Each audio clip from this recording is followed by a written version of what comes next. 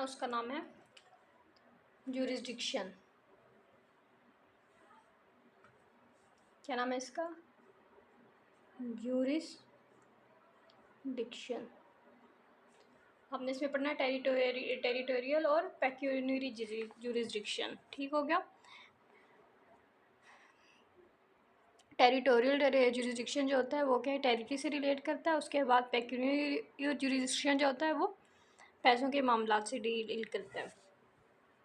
ठीक हो गया। उसके सबसे पहले हमने क्या पढ़ना है, the word jurisdiction signifies the scope of power and authority. ठीक हो गया। पावर और अथॉरिटी, ज्यूरिसडिक्शन क्या है, सिग्निफाइज करता है scope of power and authority. Scope हम ज्यूरिसडिक्शन के इंट्रोडक्शन में हमने क्या करना है, सबसे पहले हमने इंट्रो देना है। इंट्रो में जो पहली बात है जो हमने बताना, ज्यूरिसडिक्शन क्या सिग्निफाइज करता है। ज्यूरिसडिक्शन सिग्निफाइज करता है, क्या सिग्निफाइज करता है, scope of power and authority. क्या करता है, scope of power and authority. ठीक हो गया। उसके बाद दूसरी बात, उसके बाद क्या, the term court's jurisdiction relates to the power and authority of the court to decide the issues between the state and the citizens. ठीक हो गया। और अमंग द सिटीजन्स, ये क्या है कि ये क्या करिए, स्टेट्स और ये जो ज्यूरिसडिक्शन है, the term court jurisdiction, court jurisdiction जो है इसे रिलेट करती है पावर और अथॉरिटी जो कि कोर्ट की है। ठीक हो गया। ज्यूरिसडिक्शन का मतलब क्या है, ज्यूरिसडिक्शन सिग्निफाई करती है power and authority of the authority. और जब इसके साथ कोर्ट का लफ्ज आ जाता है, कोर्ट ज्यूरिसडिक्शन, जब हम लिखेंगे कोर्ट ज्यूरिसडिक्शन। ठीक हो गया। जब कोर्ट ज्यूरिसडिक्शन है तो इसका मतलब क्या है, ये रिलेट करती है power and authority of the jurisdiction का मतलब है पावर एंड अथॉरिटी। जब कोर्ट ज्यूरिसडिक्शन है तब क्या हम लिखेंगे, power and authority of the court. क्या है, power and authority of court. ठीक हो गया। क्यों, to the court to decide the issues between, क्यों है ये, टू डिसाइड इशू बिटवीन, किसके इश्यूज इसने करने हैं, स्टेट्स एंड,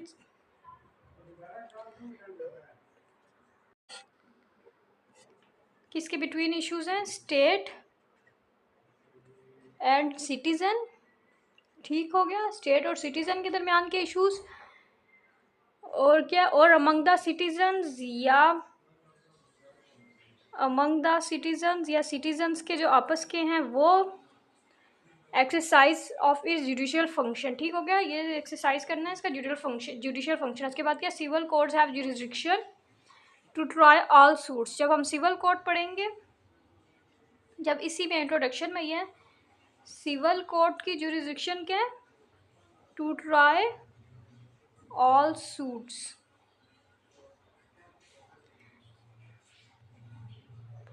कौन से सूट्स हैं, ऑफ सिविल नेचर। ठीक हो गया। सिविल कोर्ट की जुरिसडिक्शन है to try suits of civil nature. और आगे क्या, unless their jurisdiction is either expressly or impliedly बार। ठीक हो गया। उसके बाद क्या है, limitation impose by the section number 6 and 15 of CPC। ठीक है। लिमिटेशन इसकी कहाँ है, 6 and 15। उसके बाद क्या, the under jurisdiction of the court is the value of the subject matter of the suit. हमने इसमें क्या पढ़ा है, jurisdiction of the court is value of the subject matter किसकी है, सूट की। अब जब हमने इंट्रोडक्शन में हमने सारी बातें पढ़ ली कि सिग्निफाइज है पावर अथॉरिटी, जब कोर्ट ज्यूरिसडिक्शन आएगा तो कोर्ट की पावर अथॉरिटी है किस बात की है, इशू को डिसाइड करने में। कौन सा इशू को, स्टेट्स एंड सिटीजन्स के या अमंग सिटीजन्स के जो इशूज़ हैं, तमाम जो ऐसे इशूज़ हैं। उसके बाद सिविल कोर्ट जो है वो क्या करती है, ट्राई ऑल सूट्स कर लेती है, किस नेचर के, जो कि सिविल नेचर के होते हैं। ठीक हो गया। उसके बाद हम क्या पढ़ेंगे, रेलिवेंट प्रोविजन। रेलिवेंट प्रोविजन इसकी कौन से सेक्शन में, सेक्शन 6 और 50। अब इसके आगे क्या चीज़ है, अब इसकी अगली बात है रेलिवेंट प्रोविजन।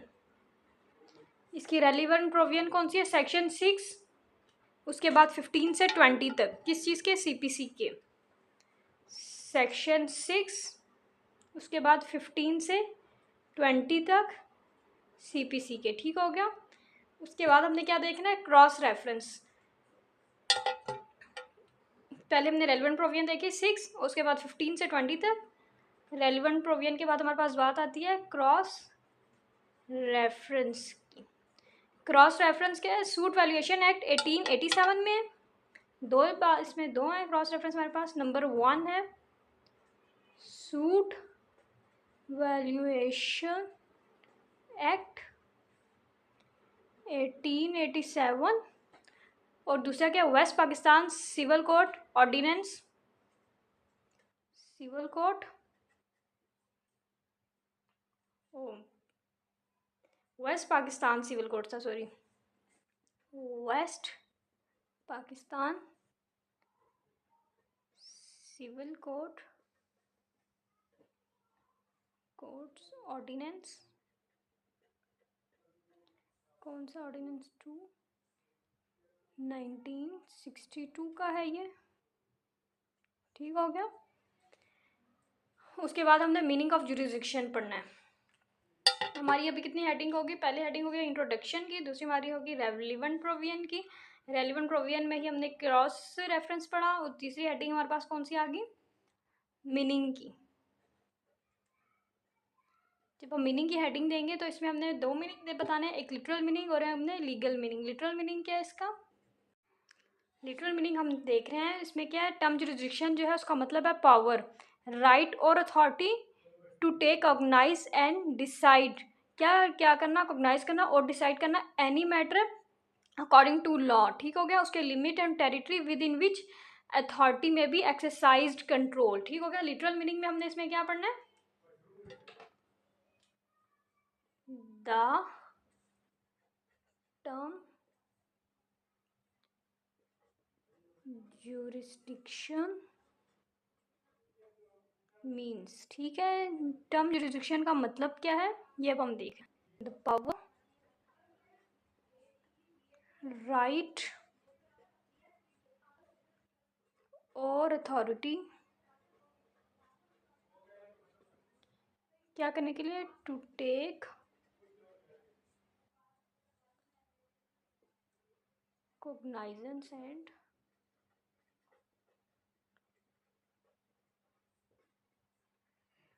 डिसाइड, और क्या करना, डिसाइड करना, एनी मैटर, किसी भी मैटर को, किसी से अकॉर्डिंग टू लॉ, किसके according, according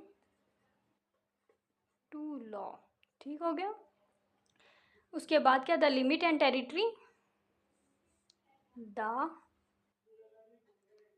limit and territory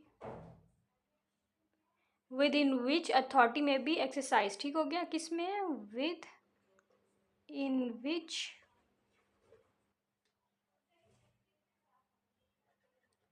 authority may be exercise,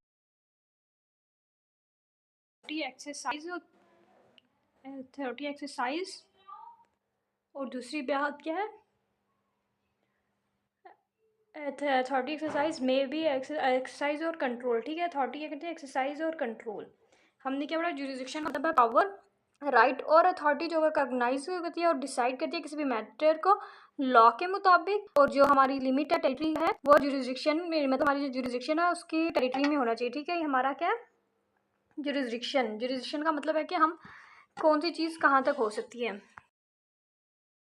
यहाँ पे जुरिसडिक्शन का लिटरल मीनिंग पढ़ा। लिटरल मीनिंग क्या है, जुरिसडिक्शन मीन द पावर और right of authority to take cognizance and decide any matter, ठीक हो गया। ये पावर अथॉरिटी है, ठीक हो गया। ये पावर है, राइट है, ये अथॉरिटी है कि जो कि किसी मैटर को डिसाइड करती है लॉ के मुताबिक, ठीक हो गया। द लिमिट टेरिटरी क्या है, लिमिट टेरिटरी क्या है, अथॉरिटी के अंदर है जो कि वो एक्सरसाइज करती है या कंट्रोल करती है, ठीक हो गया। अब जब हमने लिटरल मीनिंग देख लिया, अब हमने लीगल मीनिंग देखना है।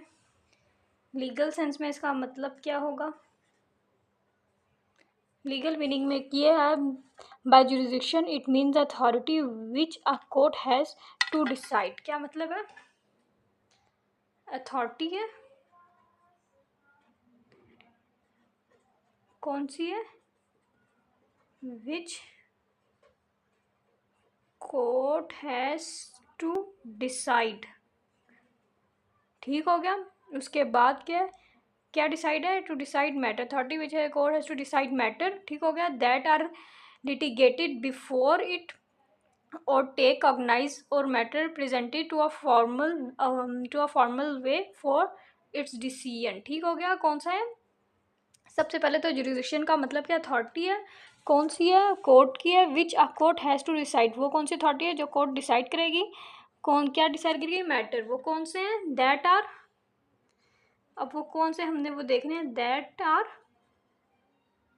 लिटिगेटेड, जो लिटिगेट होंगे, जो लिटिगेट होंगे कहाँ पे होंगे, बिफोर इट। ठीक हो गया। जो इसमें कोर्ट में जो लिटिगेट होंगे बिफोर इट, और या कौन से होंगे, या क्या होगा, या टेक कॉग्नाइजेंस, या कॉग्नाइजेंस ऑफ क्या होगा, मैटर, मैटर होगा, कौन सा होगा, मैटर प्रेजेंटेड, मैटर होगा जो कि प्रेजेंट होगा इन अ फॉर्मल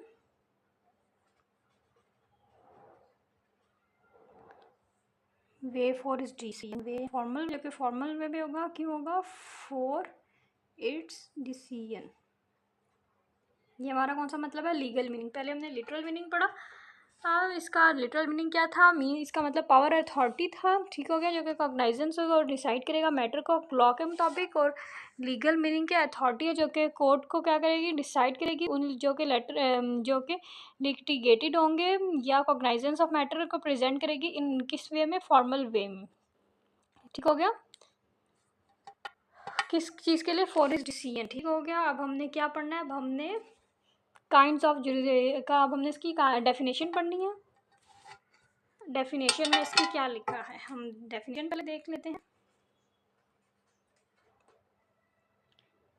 जो इसमें लिखा है, jurisdiction may be defined as the power of a court to hear and determine the case, to adjudicate or exercise any judicial power in relation to it. ठीक हो गया। क्या है जुरिडिक्शन, वैसे जुरिडिक्शन जो है डिफाइन हो रहा है, क्या है, power of a court, court की पावर कौन, क्या, किस चीज़ के लिए, टू हियर एंड डिटरमाइन, ये करे, डिटरमाइन करे किसको, अ केस, क्यों, टू एडजुडी, या क्या करे, या और एक्सरसाइज करे, क्या, एनी, किसी भी जुडिशियल पावर को in relation to it, exercise any judicial power relation to it, exercise करे किसी जुडिशियल पावर को जो कि इससे रिलेट करे। ठीक हो गया। ये हमने इसकी डेफिनेशन पढ़ी। अब हम क्या पढ़ेंगे, काइंड्स ऑफ जुरिडिक्शन पढ़ेंगे। ठीक हो गया। अब हमने क्या देखना है, अब हमने काइंड्स देखनी है, काइंड्स ऑफ जुरिडिक्शन, काइंड, इसकी कितनी काइंड्स हैं, इसकी 4 काइंड्स हैं। कौन कौन सी काइंड्स हैं, पहले जुरिडिक्शन ओवर सब्जेक्ट मैटर है, जुरिसडिक्शन ओवर सब्जेक्ट मैटर पहली है, और उसके बाद दूसरी जुरिसडिक्शन क्या है, टेरिटोरियल, तीसरी हमारे पास किस कौन सी जुरिसडिक्शन है, पेक्यूनरी,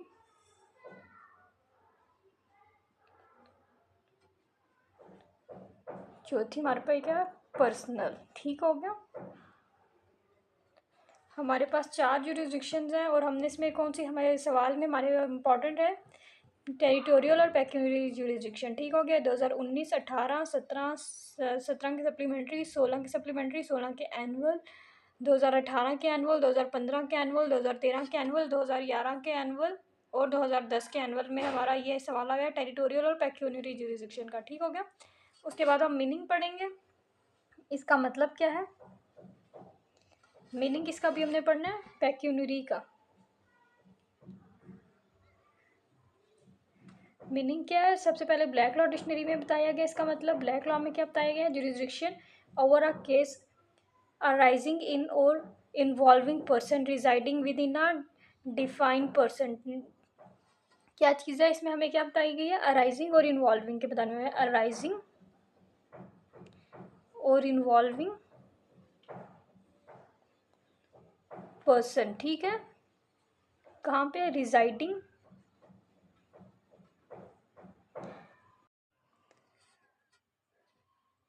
विद इन, कहाँ है, with in a defined territory. ठीक हो गया।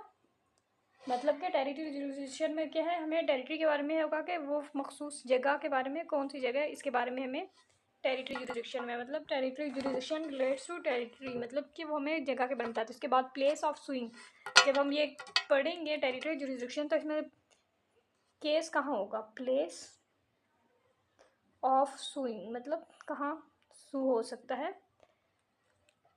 Court in which the suit to be institute, section 15, हमें सेक्शन 15 में पता चलता है क्या है इसमें। Every suit shall be instituted in a court of the lowest grade competent to try. ठीक है, कहाँ पे होगा, लोएस्ट ग्रेड में। ठीक हो गया। सेक्शन 15 में हमने ये पढ़ना है, सेक्शन 15 में है, और केस कहाँ होगा, लोएस्ट ग्रेड में। ठीक हो गया। उसके बाद reason for importance of territory of territorial jurisdiction, उसके बाद क्या, रीजन फॉर इम्पोर्टेंस,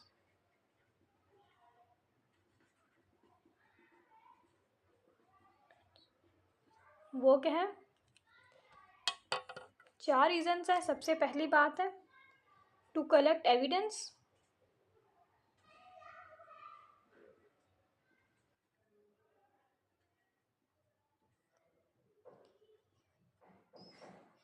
सबसे पहले क्या है, टू कलेक्ट एविडेंस है। दूसरी बात क्या है, to execute decree against the judgment debtor. दूसरी बात क्या है, टू एग्जीक्यूट डिक्री किसके अगेंस्ट है, अगेंस्ट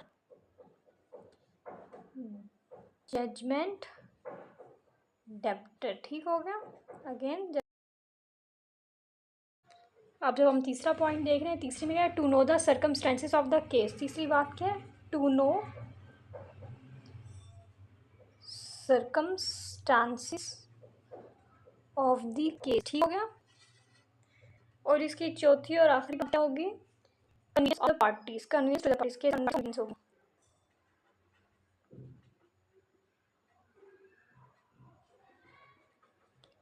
सही हो गया। उसके बाद हमने एक्सप्लेनेशन पढ़नी है पेक्यूनियरी जुरिसडिक्शन की। ठीक हो गया। ये हमारा टेरिटरी में यही था कि ये कहाँ होती है, वो जगह हमें बतानी होती है। उसके पहले हमने उन्हें बताया जुरिसडिक्शन हमारे पास 4 किस्म की है। उसके बाद हमने मतलब बताया हमारे टेरिटरी मतलब क्या। उसके बाद में इसमें बताया प्लेस सुई में कौन से सेक्शन में बताया, 15 में बताया। फिर हमें कहाँ पे होगा, लोअर्स ग्रेड में होगा। उसके बाद रीजन्स इंपॉर्टेंट क्या है इसकी, टू कलेक्ट एविडेंस है कि वो एविडेंस कलेक्ट करे, कि एग्जीक्यूट डिग्री करे किसी जजमेंट के अगेंस्ट के मतलब जजमेंट डेप्टर के ख़िलाफ़ करे। उसके बाद कलेक्ट करे, उसके बाद क्या करें, सरकमस्टांसिस जाने की इसका, और क्या है आसानी हो जाए पार्टी के लिए। ठीक हो गया। दोनों पार्टीज़ के लिए आसानी के लिए ये पार्टीज़ है। उसके बाद हमने जब हमने टेरिटरी पढ़ लिया, हमें 2 इसमें पढ़ने थे, एक टेरिटरी पढ़ना था, हमने दूसरा पेक्यूनियरी पढ़ना था। अब हम पेक्यूनियरी के बारे में पढ़ते हैं। इस पर रेलिवेंट प्रोविजन हमें इसकी दी गई है। सीपीसी में पेक्यूनियरी जुरिसडिक्शन है, following are the relevant provision. सबसे पहले सेक्शन 6 और सेक्शन 15 में है। ठीक हो गया। उसके बाद सूट वैल्यूएशन एक्ट 1887 में है। अभी हम देख लेते हैं पेक्यूनियरी में सबसे पहले रेलिवेंट प्रोविजन कहाँ है।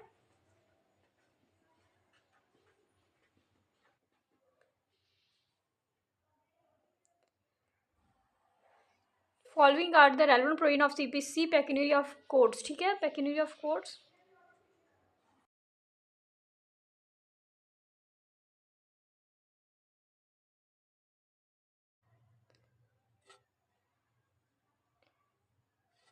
पेक्यूनियरी पेक्यूनरी में हमें क्या पढ़ना है, following are the relevant provision of CPC regarding the pecuniary jurisdiction of the courts. ठीक हो गया, पेक्यूनरी जुरिसडिक्शन ऑफ कोर्ट। ठीक है, कहाँ पे है, सबसे पहले हमने इसका क्रॉस रेफरेंस में देखना है। क्रॉस रेफरेंस 3 जगह पे, सबसे पहले सेक्शन 6 और 15 सीपीसी का, सेक्शन 6 एंड 15 किसका, सीपीसी का। इसके बाद सूट वैल्यूएशन एक्ट, कौन सा, 1887 का। और तीसरा हमारे पास क्या है, West Pakistan civil courts ordinance, West Pakistan civil courts ordinance, कौन सा, 2 ऑफ 1962 का। ठीक हो गया। उसके बाद मीनिंग ऑफ पेक्यूनरी क्या है, पेक्यूनरी का मतलब है value of subject matter of the suit. ठीक हो गया। इसके बाद जब हम लिख देंगे क्रॉस रेफरेंस, उसके बाद हमने मीनिंग लिखना है। अब हम इसका मीनिंग देखते हैं, क्या मीनिंग है इसका, value of subject matter of the suit. ठीक हो गया। इसका क्या है, वैल्यू है सब्जेक्ट मैटर सूट का। उसके बाद हम क्या देखेंगे, बेसिस ऑफ पेक्यूनरी जुरिसडिक्शन क्या है। ठीक हो गया।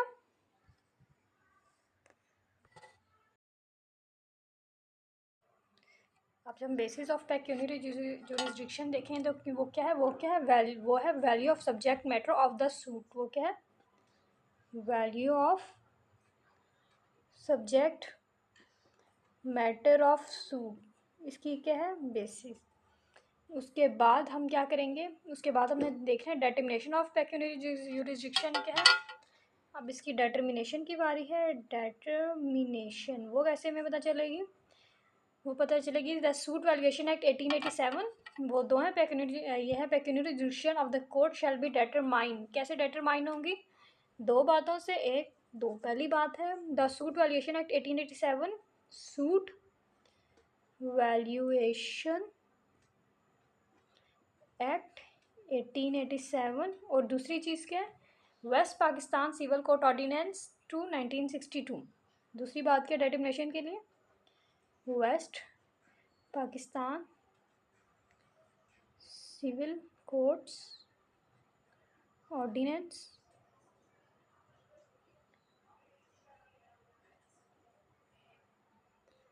1962 का सन है। ठीक है। उसके पहले pecuniary jurisdiction of the civil courts क्या है, अब हमने वो देखनी है। Pecuniary jurisdiction of civil courts, वो 3 है। एक हमारे पास 3 pecuniary jurisdiction of civil court is regulated by the West Pakistan civil courts ordinance 1962। सबसे पहले ये है कहाँ से, West Pakistan civil courts ordinance 1962 कहाँ से है, West Pakistan civil court ordinance 1962। ठीक हो गया। उसके बाद ये हमारे पास 3 है, जुरिसडिक्शन ऑफ सिविल जज फर्स्ट क्लास, सेकंड क्लास और थर्ड क्लास। ठीक हो गया। सबसे पहले क्या है, फर्स्ट क्लास का जो जज है, जुरिसडिक्शन ऑफ सिविल जज ऑफ फर्स्ट क्लास, इसमें क्या है, जुरिसडिक्शन ऑफ सिविल जज फर्स्ट क्लास, इसके ही can exercise jurisdiction in original suits or proceeding without limitation as regard value. ठीक है, इसमें कोई वो नहीं है, without limits as regard value. ठीक है, इसमें क्या विदाउट लिमिट है। ठीक हो गया। Regard value. ठीक हो गया। पहली क्लास ये थी। और जब हम सेकंड क्लास के जब हम पढ़ेंगे jurisdiction civil code of second class, उसकी कितनी है, उसमें हमारे पास 50,000 है, मतलब वो 50,000 से ऊपर का नहीं ले सकेगा। और जब हम इसी को थर्ड क्लास में पढ़ेंगे, थर्ड क्लास का जो जज होगा वो किधर तक जा सकता है, वो 20,000 से ऊपर नहीं जा सकता। नहीं, ये जो पहला वाला है इसकी लिमिट्स नहीं है, पहले पुरानी बात है। अब जो नया आ गया है नए हिसाब से इसमें जाती है 50 लाख तक की अमाउंट जाती है, और इसमें 20 लाख की, 50 लाख, और इसमें 20 लाख। ठीक हो गया। सबसे पहले जो हमारा फर्स्ट क्लास है उसमें विदाउट रिगार्ड वैल्यू है, दूसरे में हमारे 50 लाख है, और तीसरी में हमारे 20 लाख हो गए। ठीक हो गया। उसके बाद हमने क्या पढ़ना है, फॉर्म ऑफ द सूट 1962। ठीक हो गया। उसके बाद ये हमारे पास 3 है, ज्यूरिडिक्शन ऑफ सिविल जज फर्स्ट क्लास, सेकंड क्लास और थर्ड क्लास।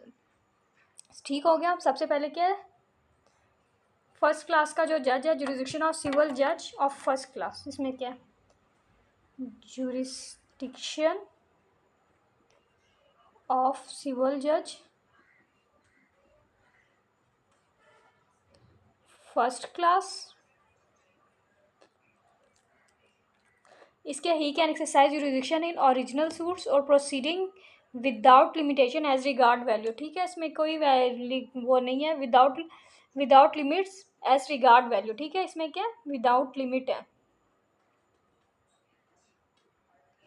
ठीक हो गया। Regard value. ठीक हो गया। पहली क्लास ये थी। और जब हम सेकंड क्लास के जब हम पढ़ेंगे jurisdiction civil code of second class, उसकी कितनी है, उसमें हमारे पास 50,000 है, मतलब वो 50,000 से ऊपर का नहीं ले सकेगा। और जब हम इसी को थर्ड क्लास में पढ़ेंगे, थर्ड क्लास का जो जज होगा वो किधर तक जा सकता है, वो 20,000 से ऊपर नहीं जा सकता।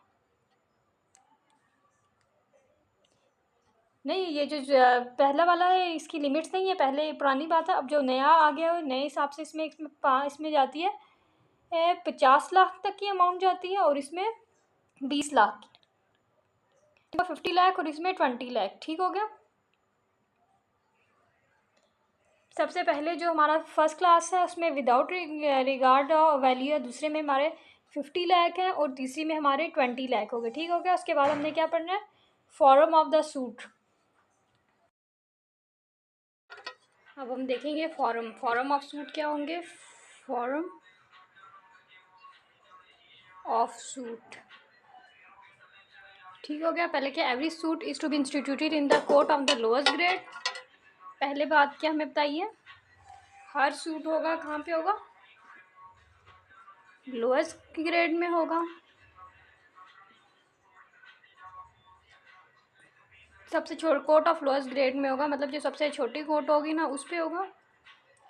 दूसरी बात, no court shall be entertain any suit the value of the subject matter of which exceeds is pecuniary jurisdiction. ठीक है ना, जिसकी एक्सीड हो जाएगी pecuniary jurisdiction, exceed pecuniary jurisdiction,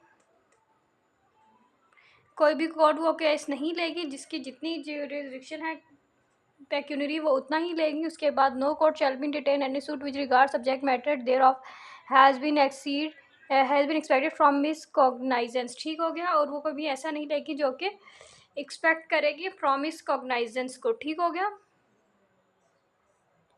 expect कॉग्नाइजेंस जो करेगी वो भी नहीं ले सकती। उसके बाद क्लासिफिकेशन है, 16 से लेके 20 तक हमारे पास क्लासिफिकेशन ऑफ सूट्स हैं। अब हम देखते हैं क्लासिफिकेशन बाद सूट कौन से, क्लासिफिकेशन 16 से 20 तक हमारे पास क्लासिफिकेशन है। हम क्या देख रहे हैं, सूट, पहली चीज़ हम क्या देख रहे हैं, सूट्स रिलेटिंग इमूवेबल प्रॉपर्टी। हमारे पास कौन से सूट हैं, सूट्स रिलेटिंग इमूवेबल प्रॉपर्टी। दूसरी चीज़ हम क्या देख रहे हैं, suit for compensation for wrong. क्या देख रहे हैं, हम सूट्स देख रहे हैं। उसके बाद दूसरी चीज़ क्या है, suit for compensation for wrong doer done to the person और टू मूवेबल प्रॉपर्टी। उसके बाद क्या है, रॉन्ग डूअर कौन सा वाला, टू द पर्सन या और टू मूवेबल प्रॉपर्टी। अब हम तीसरी बात इस पे क्या देख रहे हैं, सूट ऑफ ऑल काइंड्स।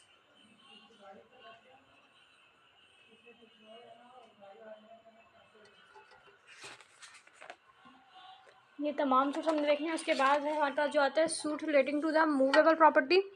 ये कौन से सेक्शन में है, suits relating to the immovable property हमारे पास सेक्शन 16 है। ठीक हो गया। इस पे suit for partition of immovable property है। सबसे पहले 16 है, इमूवेबल है। इस पे क्या है, पार्टीशन है, पार्टीशन ऑफ इमूवेबल प्रॉपर्टी है। उसके बाद हमारे पास क्या है, suit for clear sale redemption. ठीक हो गया। मॉर्टगेज, ये सब कुछ है इमूवेबल प्रॉपर्टी। दूसरी बात में हमें क्या बताया, for clear sale redemption in case of, कौन से केस पे, इन केस ऑफ मॉर्टगेज और charge upon the immovable property, और या चार्ज अपॉन इमूवेबल प्रॉपर्टी। ठीक हो गया। इस क्या देख रहे हैं, हम सूट्स देख रहे हैं। उसके बाद दूसरी चीज़ क्या है, suit for compensation for wrong doer done to the person और टू मूवेबल प्रॉपर्टी। उसके बाद क्या है, रॉन्ग डूअर कौन सा वाला, टू द पर्सन या और टू मूवेबल प्रॉपर्टी। अब हम तीसरी बात इस पे क्या देख रहे हैं, सूट ऑफ ऑल काइंड्स।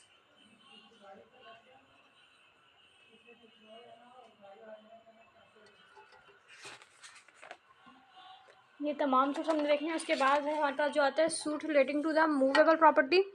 ये कौन से सेक्शन में है, suits relating to the immovable property हमारे पास सेक्शन 16 है। ठीक हो गया। इस पे suit for partition of immovable property है। सबसे पहले 16 है, इमूवेबल है। इस पे क्या है, पार्टीशन है, पार्टीशन ऑफ इमूवेबल प्रॉपर्टी है। उसके बाद हमारे पास क्या है, suit for clear sale redemption. ठीक हो गया। मॉर्टगेज, ये सब कुछ है इमूवेबल प्रॉपर्टी। दूसरी बात में हमें क्या बताया, for clear sale redemption in case of, कौन से केस पे, इन केस ऑफ मॉर्टगेज और charge upon the immovable property, और या चार्ज अपॉन इमूवेबल प्रॉपर्टी। ठीक हो गया।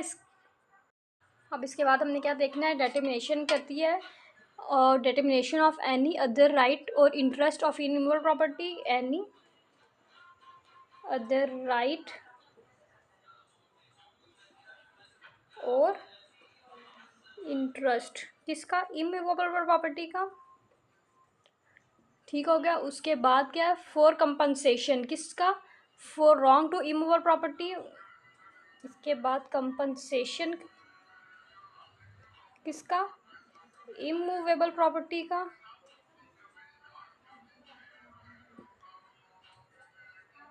और आखिरी चीज़ है, for recovery of movable property actually under distrain or attachment. ठीक हो गया। फॉर क्या, रिकवरी मूवेबल प्रॉपर्टी,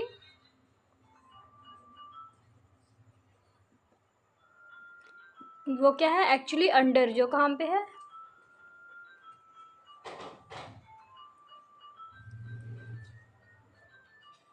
डिस्ट्रेंड और अटैचमेंट।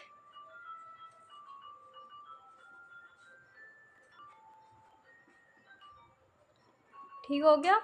अब हमें क्या पढ़ना है, suit for compensation for wrong person और मूवेबल प्रॉपर्टी। उसके बाद हमारे पास ये तो हमारे पास इमूवेबल था ना। उसके बाद movable compensation for the wrong done to the person और to the movable, wrong movable property या पर्सन के बारे में, ठीक है। इसमें क्या है, हमें according to the provision of section 19, इससे हमें कौन सा सेक्शन में है ये बताई गई बात, सेक्शन 19 है इसका। A suit for compensation wrongdoer to the or person to movable property may be instituted in the, ठीक हो गया। हमने यहाँ पे क्या देखा, हमने कहाँ से ये करना है, इंस्टीट्यूट होगा at the option of plaintiff, ठीक हो गया। इंस्टीट्यूट कैसे होगा, ऑप्शन कौन से, प्लेंटिफ के, इधर in their courts within the local limits of whose jurisdiction the wrong was done, ठीक हो गया। लोकल लिमिट्स हैं किसकी, जहाँ पे रॉन्ग हुआ है।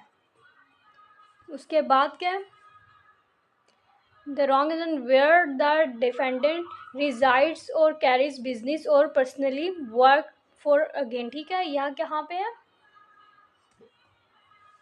रेजिडेंट है, या क्या है, कैरीज ऑन बिजनेस है उसका, और पर्सनली वर्क कर रहा है, ठीक हो गया। यहाँ पे बताइए ये मूवेबल प्रॉपर्टी या पर्सन है जो कि सेक्शन 19 में है, तो ये अपना केस कहाँ पे करेगा, ये प्लेंटिफ के ऑप्शन में होगा कि वो कोई लोकल लिमिट्स में करे, कौन सी, जहाँ रॉन्ग डूअर जो है उनकी कहाँ कौन कौन सी लिमिट्स हैं, रेजिडेंट है मतलब जहाँ वो रह रहे हैं या जहाँ उनका बिजनेस है या जहाँ वो काम कर रहे हैं, ये उनकी मर्जी है, वो कर सकते हैं, ठीक होगा। उसके बाद अदर काइंड्स और अगले किस्म के उनके बारे में हमने क्या सूट्स ऑफ अदर काइंड्स, ठीक हो गया। ये हमने कौन से सेक्शन में, सूट्स ऑफ अदर काइंड हमें कहाँ मिलते हैं, सेक्शन 20 में मिलते हैं। इसमें क्या है, with the suit relating to,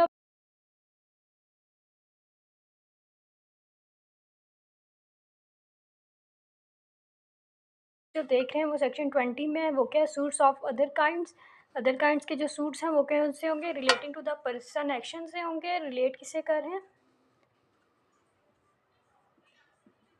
person action से रिलेट कर रहे हैं, ठीक हो गया। उसके बाद द सूट रिलेट टू इधर इमूवेबल प्रॉपर्टीज और द अदर पर्सन,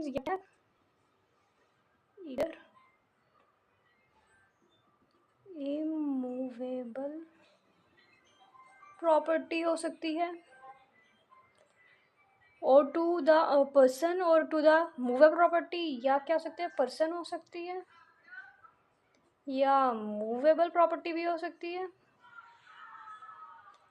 और पार्टी टू द, और party one and party to the other at company, या कंपनी की दो पार्टीज भी हो सकती हैं, ठीक हो गया। एक्शन आर इधर पर्सन और रियल, जो एक्शन है वो पर्सनल भी हो सकते हैं या रियल भी हो सकते हैं, ठीक हो गया। Section 19 and 20 deal with the personal and transition transitory action, ठीक हो गया। सेक्शन 19 और 20 हमें 19 एंड 20 हमें इनके एक्शंस के बारे में बता रहे हैं, ठीक हो गया। ये हमारे थे। उसके बाद हम क्या पढ़ने हैं, एलिमेंट्स फैक्टर्स, जो हमें जुरिसडिक्शन ऑफ द क्या होते हैं, जुरिसडिक्शन टू द कोर्ट है। अब हमने क्या पढ़ने हैं, एलिमेंट्स देखने हैं। कौन से एलिमेंट्स हैं, to give jurisdiction to court, ठीक है। वो एलिमेंट जो कोर्ट जुरिसडिक्शन देते हैं, सबसे पहले एक्चुअली एंड वॉलंटरी रिजाइड्स है। उसके बाद कैरीज ऑन बिजनेस, हमने एलिमेंट्स देखने हैं। एलिमेंट्स में सबसे पहले नंबर 1 में एक्चुअली एंड वॉलंटरी रिजाइड्स है, जहाँ एक्चुअली एंड वॉलंटरीली रिजाइड्स, पहली बात। दूसरी में क्या है, कैरीज ऑन बिजनेस, यहाँ अपना बिजनेस चला रहा है, कैरीज ऑन बिजनेस। तीसरी बात क्या, पर्सनली वर्क फॉर गेन, यहीं पे काम कर रहा है,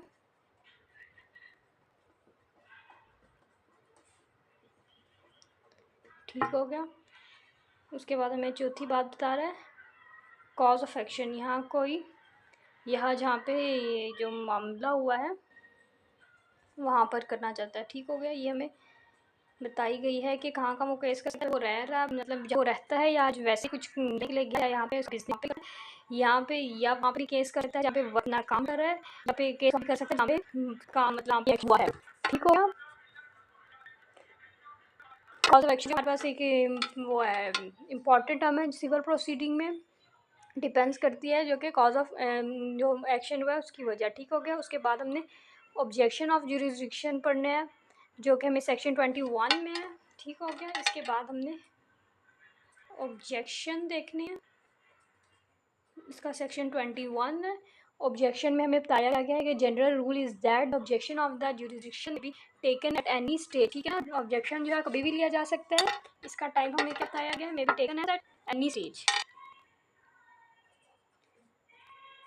ऑब्जेक्शन कब हो सकता है, कभी भी हो सकता है any stage of the proceeding. ठीक है। प्रोसीडिंग के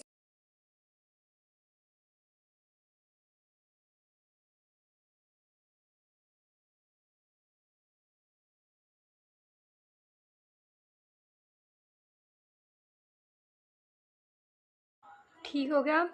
दूसरी बात क्या है, material on the record to sustain है, सस्टेन इट है। उसके बाद इट में भी, और इसके बाद कब से ले और कब लिया जा सकता है, इट में taken for the first time in first time appeal में भी हो सकता है।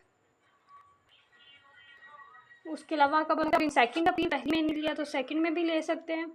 उसके बाद और इन रिवीजन या वो रिवीजन में भी ले सकते हैं। ठीक हो गया। और आफ्टर रिमांड या रिमांड के बाद भी ले सकते हैं। और इन सेकंड अपील में भी, और to the Supreme Court provides the objection in part objection is patent on the face of the proceeding. और एक्शन क्या है, फ्रेम करता है analogous section 11 of the suit valuation act. ठीक है ना। ये कौन से में, सेक्शन 11 में, सूट वैल्यूएशन एक्ट में। उसके बाद is an exception of the general rule. ये क्या है, जनरल रूल की एक्सेप्शन है। ठीक हो गया। अब हमने क्या देखना है, अब हमने अदर क्लास केस देखने हैं जबकि कोर्ट लेट की जुरिसडिक्शन कर सकती है।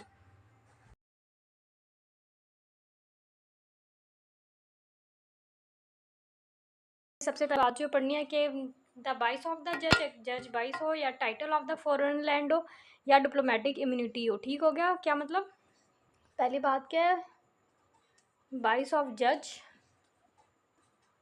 ठीक हो गया। दूसरी बात क्या है, टाइटल है हमारे पास कौन सा, ऑफ टाइटल टू कौन सा है, फॉरेन लैंड है। तीसरा मसला क्या हो सकता है, डिप्लोमेटिक इम्यूनिटी है हमारे पास, डिप्लोमेटिक इम्यूनिटी। ये वो केसेस हैं जिस पे कोर्ट क्या कर सकती है, जुरिसडिक्शन ले कर सकती है। अब हमने क्या करना है, appellate jurisdiction of high court and district court.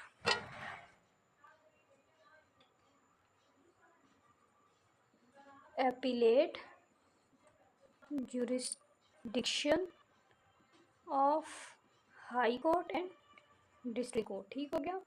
where the value of the subject matter of the suit exceeds rupees 2 lakh on appeal shall to the high court and other cases it may be high court और district court। ठीक हो गया। जब 2 लाख से ऊपर जाएगी तो किस में जाएगी, हाई कोर्ट में जाएगी। इसके अलावा जो होगी वो हाई या डिस्ट्रिक्ट पे चली जाएगी। Return of plaint under the rule 7 and 10। जब हमने रिटर्न ऑफ प्लेंट कहाँ पे पढ़नी है, रिटर्न ऑफ प्लेंट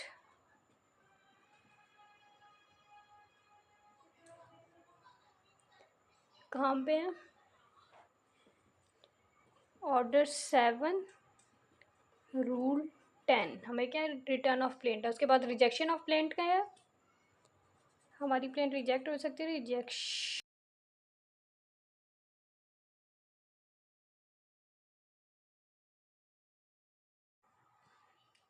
तो प्लेंट रिजेक्ट कब हो सकती है, प्लेंट रिजेक्ट हो सकती है कैसे, उसे कहाँ पे होती है, प्लेंट रिजेक्ट होती है ऑर्डर 7 के रूल 11 में। इसके बाद हमने कंक्लूजन लिखना है और क्वेश्चन ख़त्म।